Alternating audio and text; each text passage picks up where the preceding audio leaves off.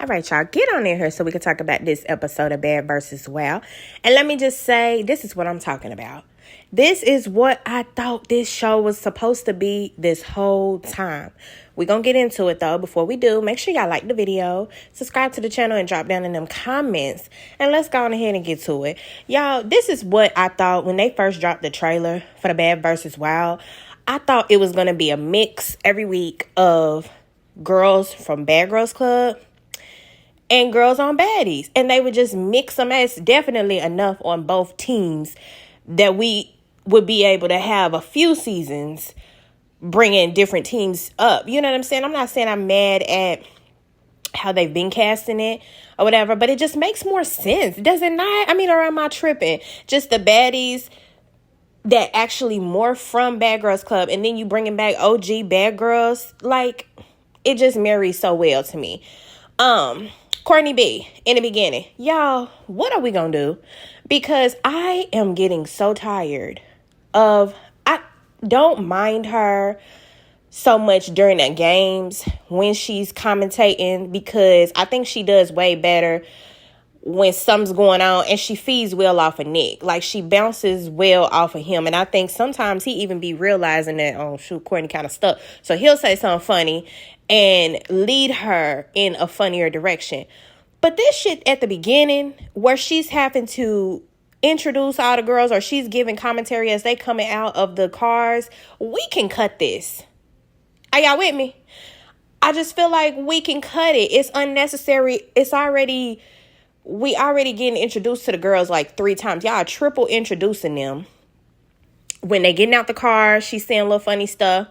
And here's what you can do, Courtney. You can get you some cue cards. If you don't really, because I feel like you don't do good off the dome, get you some little index cards, some cue cards, something, so you can write a little bit about the girl, write a little piece, and then at least you will have like something to start with. And you could kind of build off of that. I don't know if they don't be telling her who's all going to be on the teams until the day of. So she don't really be having no material until she's literally live watching them come out the cars or whatever. But I just feel like we could do without that. That's just my opinion, though. I just feel like y'all should be with me when I'm right. But and then like, girl, y'all gonna learn. I don't understand what is the joke about acting like y'all can't pronounce Tesehki's name. She has been on here before. You said her name just fine. Now today you thought it was a good idea to act like you couldn't pronounce her name. Okay, you better hope she in a good mood when she rewatch this now. You don't want to end up a case, all right? Next case with the broke face. I'm just saying. But they get in there right off the gate. They already talking stuff behind the scenes. But let's go ahead and introduce the girls. So on the baddie side, we got Natalie, Mariah, Rollie, Scotty, Saya, and Sydney. And let me just say, Sydney, great TV. Okay, that girl is chef's kiss when it comes to being the comedic relief on a show. She is hilarious for no reason. I don't know if she's trying. I don't know if she's not, or if that's just who she is. I mean, we all know Sydney is just this wild child, gonna say anything. Yeah, she love to suck dick from the back. She gonna talk about it all the time. But for the most part, she's hilarious. And we already know how she coming about anything Bad Girls Club. She been dying to be a part of Bad Girls Club since she was before a she. Okay, I feel like it's been her lifelong dream to be associated with this brand. And now that she done got on here, she gonna do anything to keep the spot. Okay, I ain't mad at it. The OG Bad Girls Club side, we got Megan as the captain, which I feel like should have been Jayla after her entrance. Who the hell planned that? Megan, how the hell you let that happen? You let Jayla get a whole entrance on her own. I mean, didn't even come in with the team. She just Jayla said, fuck this. This is my show, the Jayla show, and I'm coming out. And I mean, you can't be mad at her. She been like that since she was on Bad Girls Club. So if one thing about it, Jayla's still the same. But we got Megan, we got Jayla, Kat, Low London, Janelle, and Bree. And I think that basically both teams complemented each other very well. I think that they played well off of each other. The level of pretty on each team balanced out. Everybody looked good. All the outfits looked good. Scotty's ass was out again. What is going on with this no pants culture? I need answers to this, because nobody seems, it's this whole Ice Spice thing, I guess. Nobody seems to want to wear bottoms. It's like they go in here. I feel like Scotty just had on literally a shirt. It don't even be dresses. They just be shirts and some fishnets. And you just, and she put old thong on under it. And that's just how I'm going to go out, period. I already told, and Rollie said, Scotty, send your stylist down here to my room when he get through with you, because my ass finna hang out too. Period. You can do it. I can do it too. I don't give no damn. I think Rollie is convinced she gonna show as much skin as Scotty. Every time I see Scotty with her ass out, I see Rollie with her ass out. She said, bitch, you're not gonna out-ass me, honey. You got one other thing coming. You ain't gonna out-ass me, baby. Rollie look good too. I like the blonde hair on her. I wasn't even mad at it, to be honest. It's just too much ass that just be out. But hey, if y'all like it, I love it. Nick had got surprised when he was down there in that audience and that boy was behind him. That was the funny. He turned around and was just like, oh, hold on. Like, I don't know if he knew that old boy was that close to him or what, but something about it had startled him. Okay, I'm trying to think, did he accidentally touch you? Did he graze you a little bit? What had happened that made you turn around and stop the show like that? It was crazy. Who performed? French Montana. He just looked like he was up there out of breath. I'm not a huge French Montana fan, so I really don't know the music. But, you know, he did what he was supposed to do. He had his hype man for what? I don't know.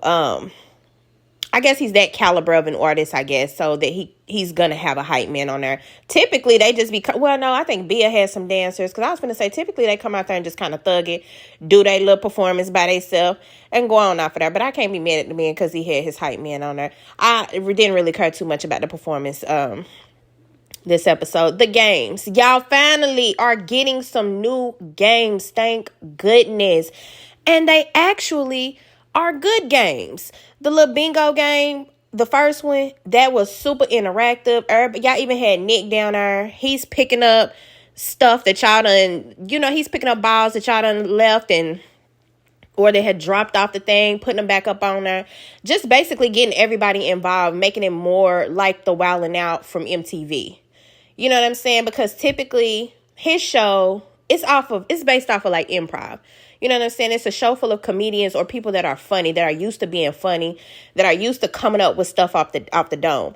I feel like the interactive games do better on Zeus because these girls ain't comedians. These girls is just on her so they can show their ass, shake it a little bit, look cute, get beat. When I say beat, I mean in the face. You know what I'm saying? They get pretty and get a check. They not giving a damn about coming up with improv and coming up with jokes on the dome. And that's why the games where they be having to do stuff like the one where they was roasting each other, them don't be as funny because they get stuck a lot. They just be, you know what I'm saying? They don't really be knowing what to say sometimes. So I'm glad that they only really had one game that was like it on this episode. The other two were pretty much physical stuff that you had to do. And it was fun to watch, Now the main event comes, right? We go to the second game. They already setting it up. Shit done got too quiet and too calm. Time for a fight. They went on, called Bree up, and they called Rollie up. Bree, when you read the Black Girl Hairstyle Handbook, baby, you skipped the chapter on what to do if you finna fight. Okay, with some long braids like that down to your booty crack. You skipped that whole section because what you was supposed to do with that hairband you had, you was supposed to take them braids, ring them around your hand till you made you a ball, made you a bun. Then you put that in the nape of your neck and you put the hairband around that, see? And ain't nothing hanging. Ain't nothing dangling for nobody to grab on. She gonna try to grab on the braid, but it'll just be the ones at the top. You get what I'm saying? She had them braids held like jump ropes. It was like, for real, and there was two of them double dutch. It was really bad. I do respect Bree because Bree was like, fuck it, I'm going to just get it cracking off first. She ran up on Rollie. And I will say, a lot of people saying, oh, Rollie beat the fuck out of Bree. Rollie got it in. Rollie did. You know what I'm saying? Rollie, I said it before, I'm going to keep saying it. Rollie uses her weight a whole lot.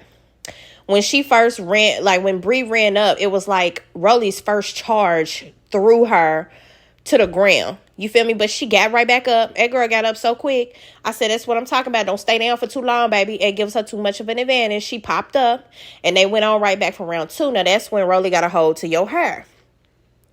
The thing about Rollie is once her wig come off, it ain't really nothing you can hold on to. And if you look, Bree wasn't really grabbing at her once her wig came off. Bree was wearing the top of Rollie's head out. And I feel like if Rollie hadn't had so much weight on her and been flinging her around so much, Bree would have rocked with her. They would have had a nice little dance together because she didn't really get beat the fuck up. She just got flung around. And I like to say, or not like to say, but, you know, I did say that Rollie uses her weight, but it ain't no rules to fighting. You know, you got to do what you got to do to get your opponent up off of you. You feel me? So if she want to use her weight, we can't really be mad at the girl for using her weight. She got a lot of it to use. I mean, come on now. If you fighting a bitch, you gonna have to really do what you got to do to get that bitch up off of you. Okay for the ride? But so they fight. They go about 3 rounds. And again, Bree stayed with her all 3 rounds. And Sydney come running up out of nowhere and pop Rollie in the middle of their fight. Y'all know Rollie hate for a bitch to run in and try to jump. So as soon as she got done with Bree, she went running over there to where Sydney was. And Sydney, that's another thing with you too. Before you be coming on these Zeus shows, you know they do a lot of fighting. I keep telling y'all got to start doing some balance controls. Sydney, you usually be having on them boots, on them little booty boots, honey, that be thick around your ankles. And you would think they would offer you a little bit more support. But I think it do the opposite. Squeeze your ankle in there or something and get your feet tangled up. Because as soon as somebody touch you, you fall over. And I'm talking be sprawled out. But I swear that is what makes Sydney good TV. Because she just do not be giving a damn. Okay. Rollie charged over that motherfucker and just flung her. And you just see Sydney hit the couch, then hit the floor. And don't even stand a chance, okay? Her and Bree get escorted off the stage.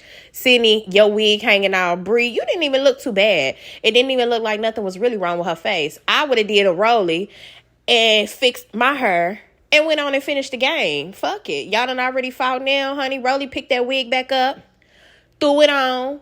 But at the same time, Rollie is used to looking crazy on TV. Not everybody used to just fight and get your nails and shit pulled all off, and then you could just keep your composure and go back to doing what the fuck you was doing. Some people don't like that. They like, nah, now you got me out here looking crazy. I might swell it. You done hit me over here on this eye. I got to get some cold on it. Be like Scotty when she had that motherfucking Red Bull can pressed up to her. I need something on my face so it don't swell. That might be why they had to run off the stage like that. Sydney, I just think she didn't want to be seen no more without her wig and shit on.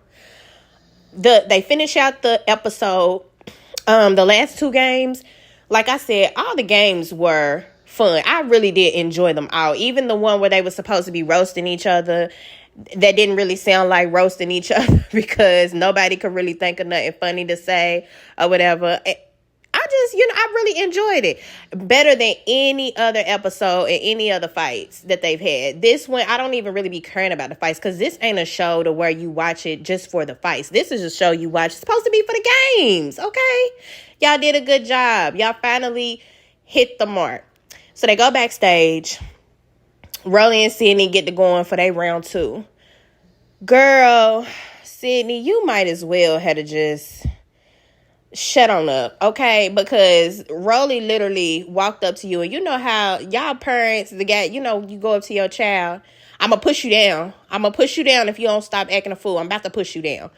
That's really what Rollie did to Sydney on this second round. She went over to her. She barely touched her. Sydney was on the floor swimming.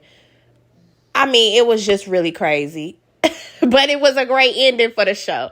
The Baddies side ended up winning, of course, because I be feeling like with Natalie on her, it'd be kind of rigged. Because how? The bad girl side, they was on top the whole game. How the hell the Baddies side ended up winning? I done missed something somewhere. But that's all right, because y'all gave us a good show, so I don't mind. Both teams did what they were supposed to do, and I would like to see more of this. I would like to see more of them bringing back the OG bad girls versus the new baddies. You know what I'm saying? It's a lot of, especially with this cast, the Caribbean cast coming, it is so many new girls that haven't ever been on Bad Girls Club before that they'll be able to mix in the future. This the direction we need to be going in now. Come on now, y'all got to listen to us when we telling you some good stuff. But y'all let me know that y'all like the episode this week, how y'all feeling about the teams. How did y'all feel about this fight? Who did y'all think won? Okay? I mean, we know Rollie won, but how y'all think Bree did? Let me know. Get in the comments, and I'm going to be back for the next one.